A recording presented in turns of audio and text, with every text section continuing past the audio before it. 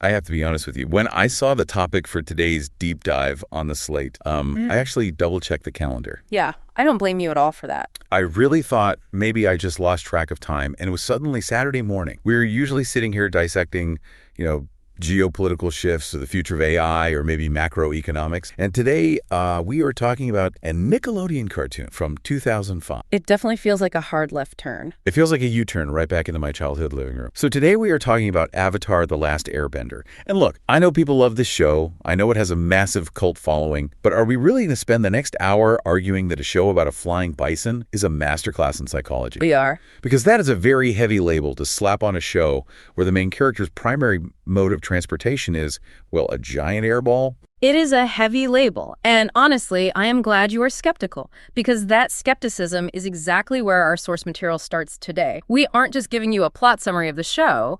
We're looking at a really specific, high-level breakdown between two very different professionals. Right. So we have two distinct viewpoints here. Exactly. On one side, you have Jordan, who is a professional video editor. So he is looking at the technical construction, the pacing, the visual language, the framing. Okay, so he's handling the technical cinematic side of things. Right.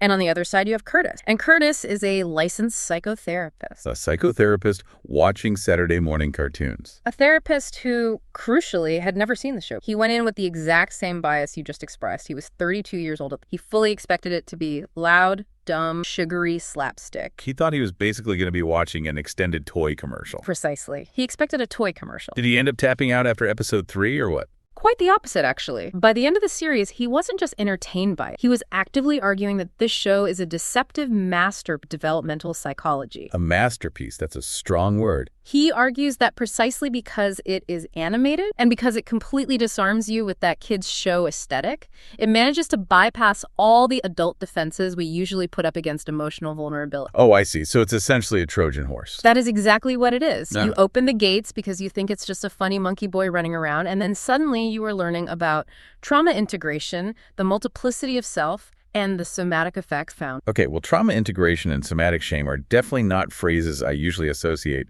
with the network that brought us SpongeBob. So let's unpack this. Our mission today is to figure out how this show pulls that off. If this therapist went in expecting something dumb, what was the very first thing that changed his mind? It starts with the tone. And this is something Jordan, the video editor, really harps on in the source material. They refer to it as the tonal heartbeat.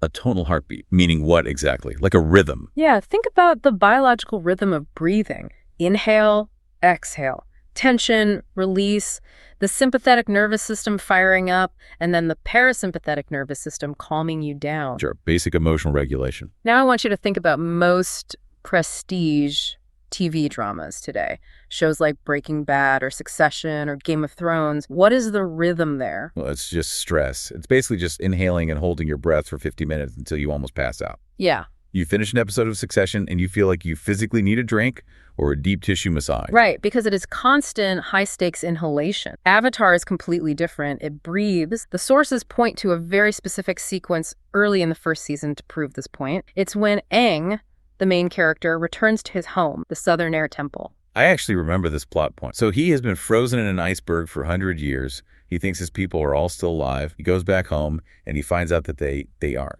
It is a scene of absolute horror. He finds the skeleton of his mentor, Monk Gyatso, surrounded by Fire Nation helmet. And he realizes in a split second that his entire civilization, his culture, everyone he ever knew and loved was genocide. It's incredibly dark for a kid show. And visually, if I recall, his tattoos start glowing. The wind picks up violently. He is basically about to destroy the entire mountain in a blind rage. It is a peak inhale moment. It's maximum trauma.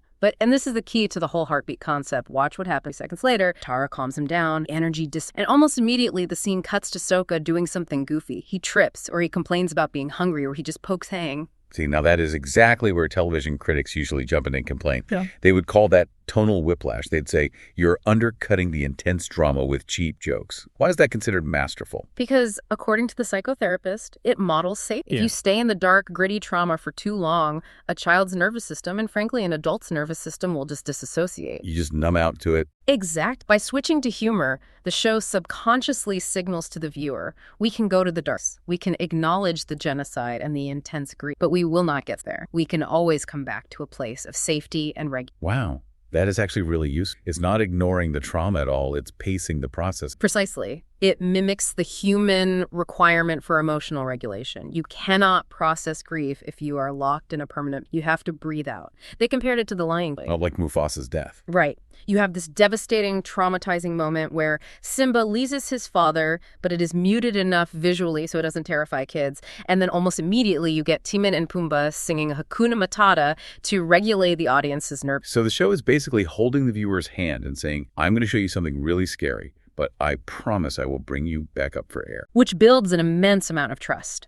And that trust is exactly what allows them to go so much deeper later on in the series. But the mastery isn't just in the tone. It is also in the technical visual construction itself. The editor, Jordan, brings up this fascinating concept of fractal. Fractal storytelling. I assume that means the small parts look exactly like the big parts. Yes. The idea is that a perfectly constructed story is self-similar at every single scale. The pilot episode, basically the first 20 minutes of the show, should contain the complete DNA of the entire 60-episode series. And they break down the very first scene where we meet Katara and Sokka to prove that the show actually does that. This is the fishing scene, right? The fishing scene. It's maybe 2 minutes long, but the argument is that if you pause it and really analyze the animation, the facial expressions, the body language, you can predict their entire 3-season character arcs right there in those 2 minutes. Okay, let's test this theory. I'm picturing the scene. They are in a little canoe in the ice. Katara is water-bending a fish. Right. Katara successfully bends a fish right out of the water. She has it floating in a bubble. So she's clearly competent. She has the magic power. But look at her face in that exact frame. Well, she's biting her lip. Her eyebrows are kind of furrowed. She looks genuinely stressed out. She looks terrified of her own success. She looks apologetic. She has the capability, but she completely lacks the confidence. She is afraid of her own potential. And then the bubble pops and drops the fish, and Sokka gets soaking wet. And that triggers her anger.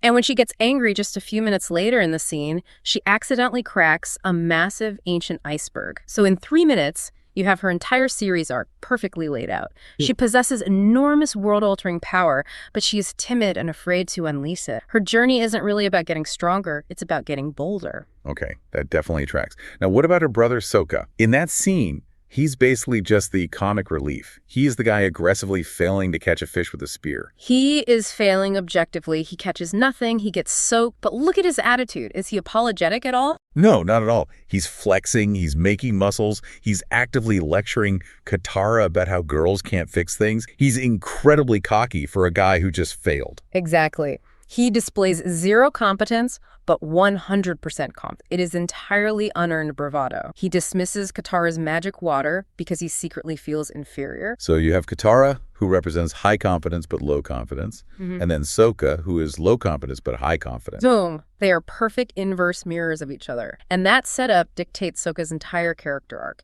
He doesn't need to get more confident. He needs to be humbled. He needs to realize he isn't the great warrior he thinks he is, and the show systematically beats that unearned confidence. Right, he gets beaten by the Kyoshi warriors, or teenage girls. He gets beaten by master swordsmen. He literally has to start at absolute zero to actually become the tactical leader he was pretending to be in scene 1.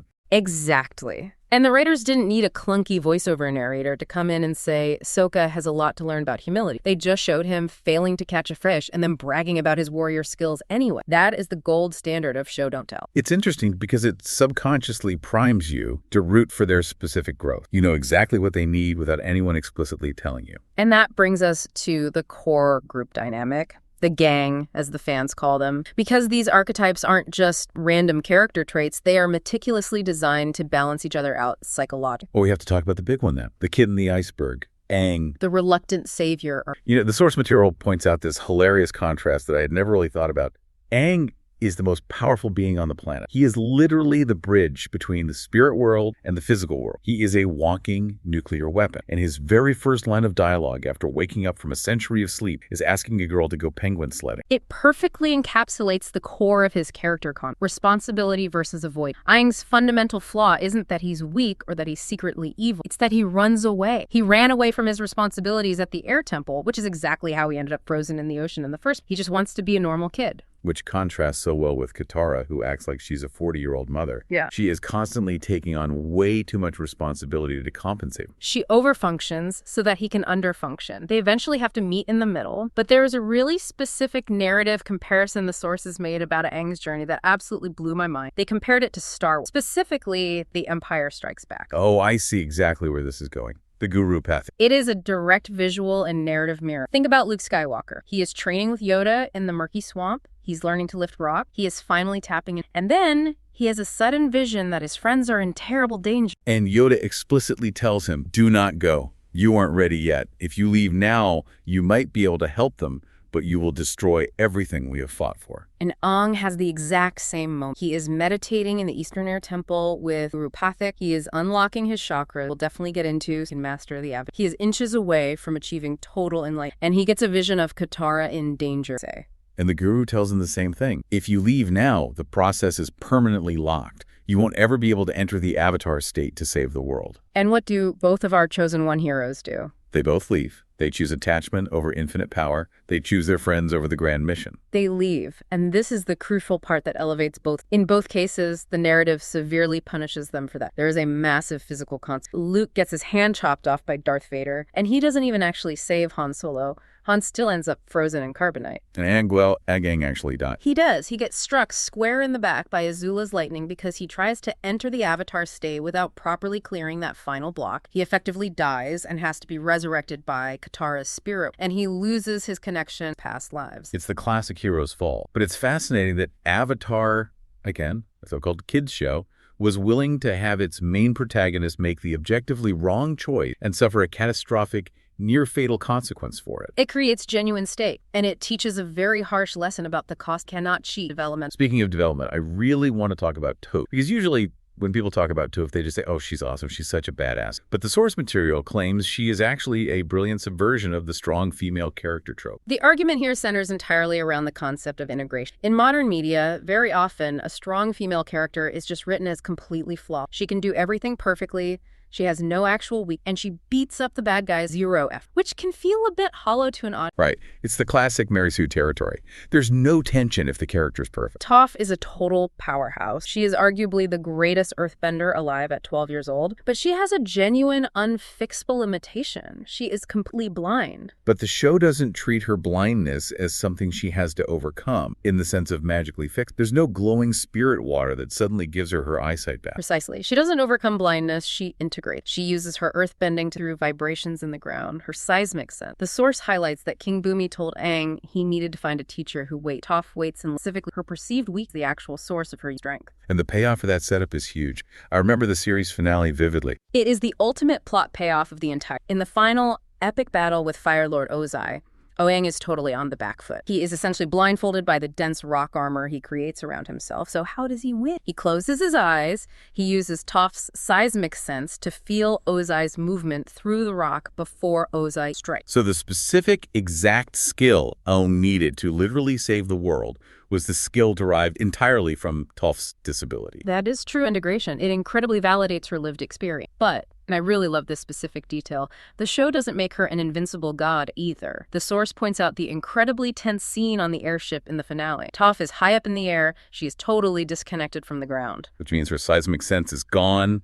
She is fully blind again. She can't see anything. She is literally helpless as she is falling. And what does she grab Sokka's hand? She says, I think that's a great idea, Captain. She has to trust him completely to survive. That is raw vulnerability. It really shows that even the strongest, toughest person needs a community to rely on. It's a much more nuanced, mature take on strength than just saying, I can punch rock, really. It really is. Now, we've talked a lot about the hero, but Avatar is famous for its villains, or, well, let's call them the antagonists instead. Because I honestly don't know if I can call a character like Iroh a villain. This is one of the strongest, most complex contrasts in the entire show. The deep wisdom of Uncle Iroh versus the profound tragedy of a... Let's start with Uncle Iroh. Jordan, the video editor, guessed completely blind that Iroh was the best written character in the show before he even finished season. I mean, who doesn't universally love Iroh? But looking at it from a critical storytelling perspective, he is the classic magician archetype. Think about his very first appearance on Zuko is violently panicking on deck, screaming about his honor, obsessively looking for the Avatar's light. What is Iroh doing? He's casually drinking tea. He's playing Pai Sho. He is playing a tile, a slow strategy game. That visual characterizes him immediately to the audience. He is calm, he is strategic, and he is playing along. The source calls him the good guy wearing the bad guy. That's a great way to phrase it, because technically we have to remember this charming old man is a Fire Nation general. Yeah. He ruthlessly laid siege to the Earth Kingdom capital of Ba Sing Se for 600 days. He is effectively a massive war criminal in the eyes of the rest of the world. But the audience loves him instantly anyway. Why? Because we see almost immediately that his actual goal isn't winning the war. His goal isn't capturing the Avatar at all. His real goal is Zuko. He is a patient gardener slowly tending to a very difficult, prickly plant. And then on the flip side, you have the plant that completely withered and snapped, Azula, Zuko's sister, the absolute prodigy. Azula is a deeply fascinating psychological study. She perfectly represents the fragility of perfection. The source points out a truly brilliant visual metaphor involving her hair that spans all three shows. Her hair. I totally missed. Go back to her very first real introduction in season 2. She's on her royal ship, practicing her lightning-bending forms. She does a set of moves, and it looks flawless to everyone watching. But she stopped. She's furious herself. She says almost isn't good enough, and she points to a single tiny hair on her forehead that is slightly out of place. Oh, wow. I vaguely remember that. She is demanding absolute mathematical perfection from herself. Now fast forward to the series finale. 3 full seasons later, Azula has cracked. She is mentally and emotionally unraveling. She's about to be crowned Fire Lord, which is everything she ever wanted. And what is she doing? She's alone in front of the mirror, right? She dismissed all her servants. She's hacking at her own hair. She is violently chopping it off with scissors. It's jagged, it's uneven, it's totally manic. The writers kept that exact physical metaphor consistent for 3 entire years. She goes from a state where one single hair out of place is totally unacceptable to a total catastrophic collapse of physical control. And the psychology underpinning her collapse is so tragic. The expert, Curtis, talks extensively about the dynamic of fear versus trust. Yes, Azula's operating worldview is incredibly simple and brutal. Trust is for fools. Fear is the only reliable way to get things done. She even says explicitly, I'd rather be feared and respected than loved. She controls her closest friends, Mai and Ty Lee, entirely through fear. She controls her political subordinates through fear. But the fundamental problem with fear is that it is inherently brittle. Right. It works perfectly right up until the exact moment it doesn't. Exactly. When Mai and Ty Lee finally betray her at the Boiling Rock prison specifically to save Zuko, Azula doesn't just get angry, she completely shatters. You can literally see it in her eye. Her entire operating system for how reality functions is proven totally wrong. She literally cannot compute that someone would choose to love Zuko more than they fear her. And that psychological break leads directly to the final Agni Kai, the epic, fiery duel between Zuko and Azula. The source argues this wasn't just a cool magic fight, it was a literal clash of philosophy. It was. And notice the music playing during that scene. It's not triumphant, epic battle music with loud horns. It's a tragic, mournful, almost weeping violin. It's incredibly sad to watch. Because it is a profound family tragedy. Azula represents pure fear and total isolation. She is fighting entirely alone, having driven everyone away. Zuko represents trust and community. He actively brought Katara with him to share the burden. And crucially, at the very end of the fight, when Azula cheats and aims her lightning at Katara, what does Zuko do? He throws his body in the way. Oh, yeah. He sacrifices himself to save her. He takes the hit. And then he relies completely on Katara to step up and heal. Azula ultimately loses because she is utterly alone. Zuko survives because he is deeply connected. It's the ultimate, undeniable refutation of her entire... That is so heavy. And it leads us really nicely into the deeper structural mechanics of the show. We've talked a lot about the characters, but let's talk about the magic system of the mind, the chakras. This was a massive part of the source discussion. In season 2, Aang meets Guru Pathik to finally unlock the Avatar, and he is told he has to open 7 specific chakras. Now, usually when a television show starts talking about chakras and energy pools, I kind of just tune out. It always feels like woo-woo magic. Same here. It usually just feels like lazy technobabble, but for wizard. Align your flux capacitor to reverse the polarity. But the therapist, Curtis, absolutely loved this section. He argues it is actually a remarkably practical, almost clinical model for actual mental health. And it starts with the creek analogy. The creek analogy. Walk us through how that worked. The guru tells Aang that the human mind is like a flowing creek. Water, which represents your energy or your core emotion, naturally flows forward. It actively wants to flow. That is its natural, healthy state. Mental health isn't about fixing a broken person or adding some new chemical to the water. It is simply about clearing the block. So the muck falls into the creek and stops the flow. Exactly. Life is mess. Trauma, lie, deep guilt, shame, that is the muck. It falls in and it naturally dams up the river. The emotional energy is still there. And the show actually breaks it down into very specific psychological blocks. I have the list right here. Survival is blocked by fear. Pleasure is blocked by guilt. Willpower is blocked by shame. Love is blocked by grief. Let's really look at that second one. Pleasure is blocked by guilt. Think about how stunningly accurate that is in a clinical setting. If you are carrying around deep unresolved guilt, maybe about a messy failed marriage or a massive mistake at work or a toxic family estrangement, you literally cannot process joy.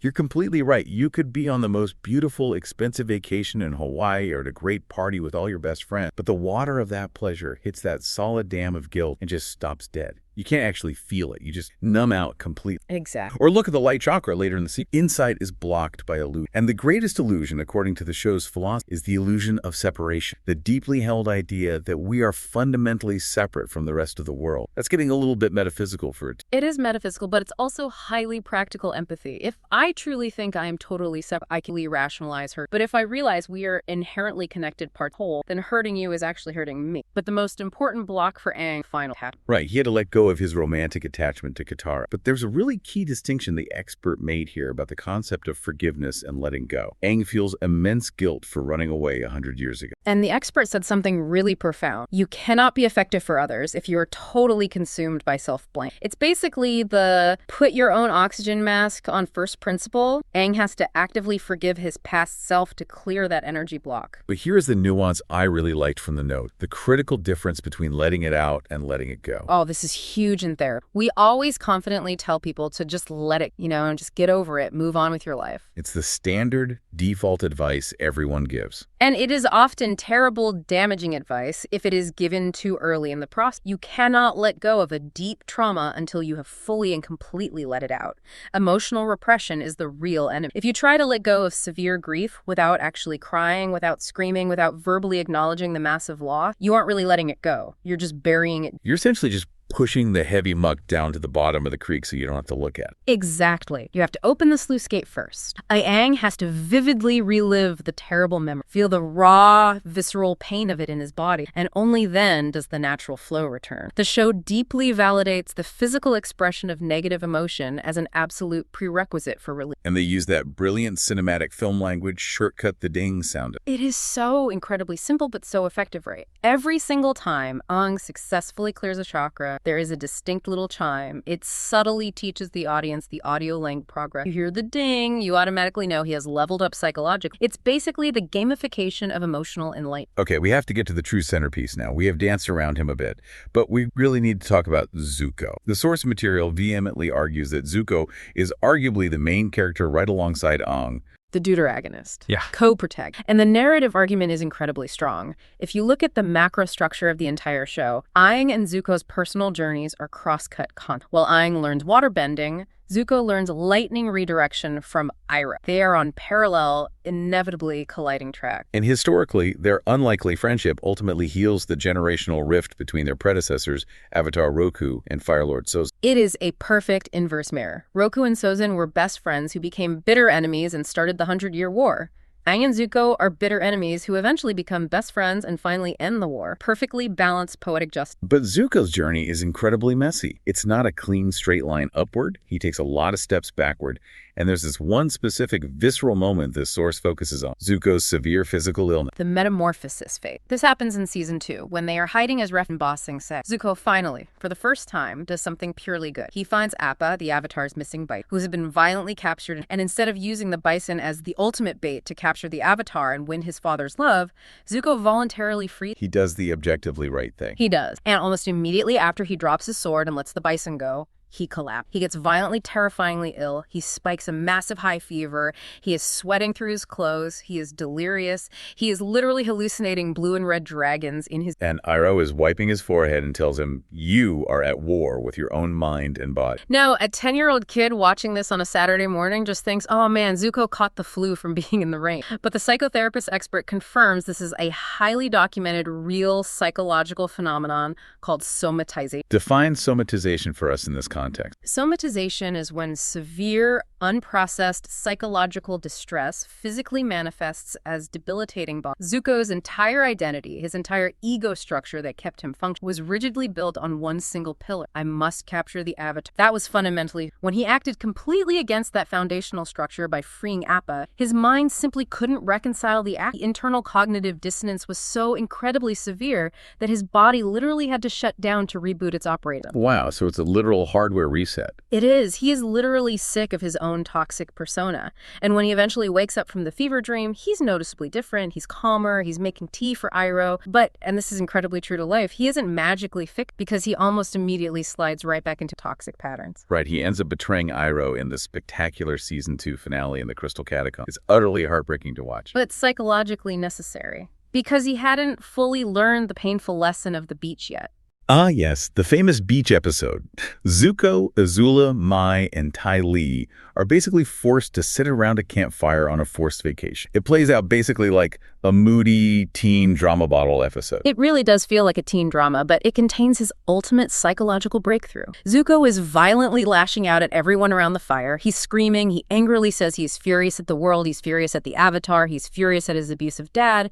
But then he finally breaks down. He screams at the top of his lungs, "I'm angry at myself." That is the ultimate turning point for him. It is the moment everything shifts. Because up until that exact second, Zuko was confusing the concept of internal honor with his abusive dad's external approval. He firmly believed that if he finally got his dad's approval, he would magically possess honor. But he realized, sitting on his royal throne back home, that to actually get the approval, he had to completely compromise his own internal moral. He betrayed Iroh, the only person who actually loved him. He finally realized that actively betraying himself made him profoundly miserable. He had the shiny honor socially, but he felt absolute zero honor internally. And this incredible realization leads directly to the core lesson Iroh tries to teach him about the multiplicity of self. This was easily my favorite part of the entire story. This is genuinely deep philosophical stuff. Iroh calmly explains the core philosophy of 4 distinct nations. He says water is the element of change, earth is the element of substance, fire is the element of power and fierce drive, and air is the element of total freedom. He warns Zuko that if you stubbornly only draw your life wisdom from one single, you become hopelessly rigid. Rigid and stale. The clinical psychological theory underlying this is called multiplicity. The idea is that human beings are not just one single monolithic thing. We are naturally made up of various subpersonalities. We all have a fiercely angry part,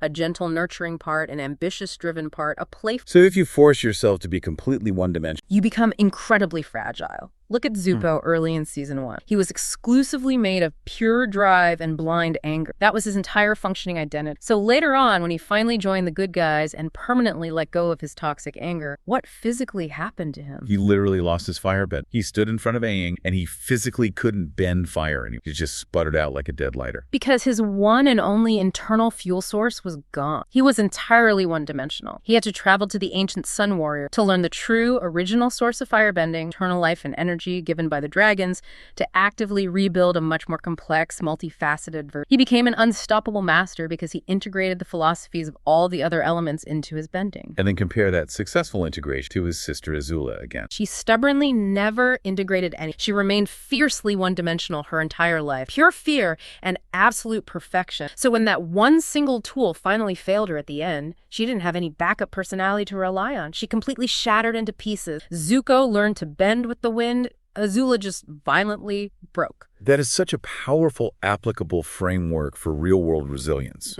Being emotionally flexible, having multiple, diverse sources of self-worth. It's exactly the difference between a flexible tree that safely bends in a hurricane and a rigid concrete pole that just snaps in half. Exactly. It's brilliant. Now, I want to completely pivot to what I found to be the most surprising part of the source material. We have been sitting here talking about animated characters, but the recorded conversation between Jordan and Curtis took a really unexpectedly personal turn toward the end. The therapist, Curtis, got incredibly vulnerable with his own life. This was a deeply moving section of the recording. You really don't often hear clinical experts get this painfully personal, and Curtis openly shared a very raw about his own. He said he deeply connected with Zuko's arc, suddenly realized he had spent years. Yeah.